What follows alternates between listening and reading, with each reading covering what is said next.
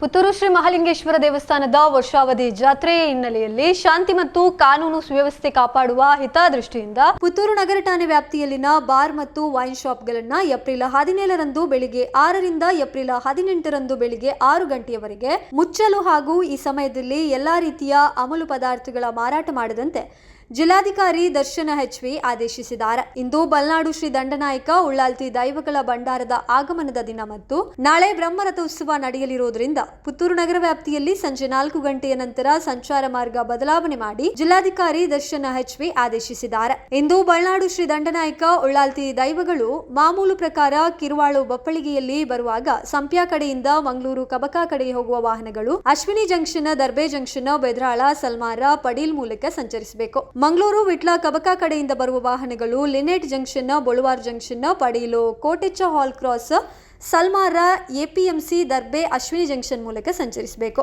Bus ನಿಲ್ದಾಣದಿಂದ ಹೊರಡುವ ಎಲ್ಲಾ ಸಾರಿಗೆ ಬಸ್ಗಳು ಎಂಟಿ ರಸ್ತೆಯ ಮೂಲಕ ತೆರಳಿ ಮುಂದೆ ಎಡಕ್ಕೆ ತಿರುಗಿ ಪರ್ಲಡ್ಕ ಬೈಪಾಸ್ ಮೂಲಕ ತೆರಳಬೇಕು. ಕಬಕ ಮಂಗಳೂರು ಕಡೆಯಿಂದ ಬರುವ ಎಲ್ಲಾ ಸಾರಿಗೆ ಬಸ್ಗಳು Lynette, Boluvaru, Padil, ಕೋಟೆಚ್ಚ hall cross, Salmara, APMC ಮೂಲಕ ಬಸ್ ನಿಲ್ದಾಣಕ್ಕೆ ಸಂಚರಿಸಬೇಕು.